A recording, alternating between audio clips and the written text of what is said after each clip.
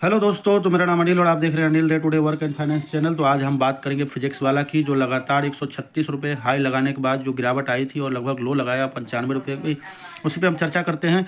तो आज की अगर डे की चार्ट बात करें तो लगभग आज की क्लोजिंग लगभग 107 रुपये 33 पैसे पे लगभग 7 रुपये बढ़कर 7 रुपये तेजी के साथ क्लोजिंग हुई है, जबकि ओपनिंग लगभग जो हुई थी वो 100 रुपये के आसपास हुई थी और जो लो लगाया लगभग 95 रुपये की। उसके बाद जो 100 रुपये का क्रॉस किया ऊपर अप साइड में, उसके बाद रेंज बाउंड्री होते हुए 111 रुपये का हाई लगाया, क्लोजिंग लगभग 107 रुपये पे हो गई। तो इस पर हम डिटेल चर्चा करें तो आज की इसकी जो प्रीवियस क्लोजिंग थी लगभग 100 रुपये 36 पैसे पे थी, जबकि आज की ओपनिंग लगभग 100 रुपये 69 पैसे पे हुई। और जो आज का लो लगाया, जो 52 वीक लो बन गया लगभग 95 रुपया 43 पैसे और लो लगाया 95.43 का, जबकि हाई लगाया 111 रुपये 49 पैसे की। जबकि 52 वीक हाई की बात करें तो लगभग 161 रुपये 99 पैसे की थी। वॉल्यूम की बात करें तो 8,53,49,299 का जो वॉल्यूम रहा आज के डेट में। अगर इसकी मार्केट कैप की बात करें तो बढ़कर फिर हो गया 31,000 करोड़ के आसपास। आरओई लगभग 15% माइनस में है, निगेटिव में। पी की बात करें तो निगेटिव 126 का है।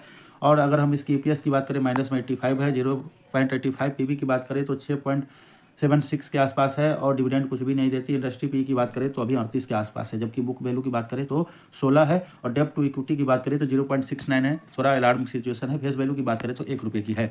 लेकिन अगर हम बात करें प्रमोटर की, तो प्रमोटर का सिचुएशन अगर 2025 में दिसंबर की बात करें तो प्रमोटर के पास सबसे ज़्यादा स्टेक है, लगभग 72% से ऊपर 73%। और एफआईआई की बात करें तो लगभग 12.5% के आसपास है। डीआईआई की बात करें तो लगभग 8% के आसपास है। म्यूचुअल फंड के पास लगभग 5% के आसपास है। रिटेलर के पास देखा जाए तो 3% से भी कम है। तो अगर यहाँ सिचुएशन देखें तो काफ़ी अच्छी है, यानी कि रिटेलर इसमें कुछ भी नहीं कर सकता। जो भी करना होगा एफआईआई डीआई म्यूचुअल फंड ही कर डालेगा, क्योंकि प्रमोटर के पास सारा माल है, इसलिए गिरावट बहुत तगड़ी आती है। लेकिन सिचुएशन अगर हम आईपीओ से देखें तो लगभग 2 महीने पहले आईपीओ आई थी, 18 नवंबर को इसकी लिस्टिंग थी शायद मेरे ख्याल से। उस दिन लिस्टिंग तो बहुत अच्छी हुई, लगभग 33% ऊपर, और जो हाई लगाया लगभग 162 रुपये का। उसके बाद सस्टेन नहीं किया और नीचे आ गया, और जो लो लगाया था लगभग 121 रुपये के आसपास का। उसके बाद उसी दिन जो है रिकवरी की बात की जाए तो लगभग 140 रुपये के आसपास हुआ, यानी कि अच्छा खासा रिकवरी था। उसके बाद डाउन में आया, फिर अप आया। ये सिचुएशन ऐसा बन रहा है कि नीचे आ रहा है ऊपर आ रहा है। अभी नज़दीकी में अगर देखा जाए रिजल्ट आने से पहले जो लो लगाया था लगभग 113 का, लेकिन उसी दिन अगर दूसरे दिन की बात करें तो 136 रुपये का हाई लगाया और क्लोजिंग 132-33 रुपये हुआ। उसके बाद जो सिचुएशन बनी धीरे धीरे धीरे करके नीचे आया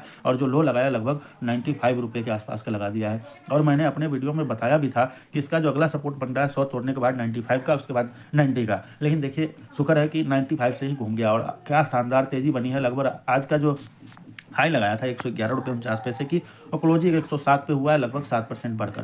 तो सिचुएशन तो अच्छा दिख रहा है। अब देखने वाली बात होगी कि यहाँ से ये ऊपर जाती है, नीचे यहाँ से देखना पड़ेगा कि अब ये 120 का टारगेट लेता है, फिर 130, फिर 140। अगर यहाँ निकल जाता है तो हमें लगता है फिर ये जो हाई बनाया था उसके बाद फिर जाने की कोशिश करेगा। बाकी दोस्तों इसमें मेरा कोई सलाह नहीं है खरीदने बेचने की। तो कोई भी डिसीजन बनाए तो अपने फाइनेंशियल सलाहकार के बगैर मदद बनाए ना बनाए, इस पर हम बाई करें या सेल, तो अगर हम इस पर बताना तो नहीं चाहिए। लेकिन मेरी जो पर्सनल राय है, अभी सिचुएशन तो बाइंग की बन रही है।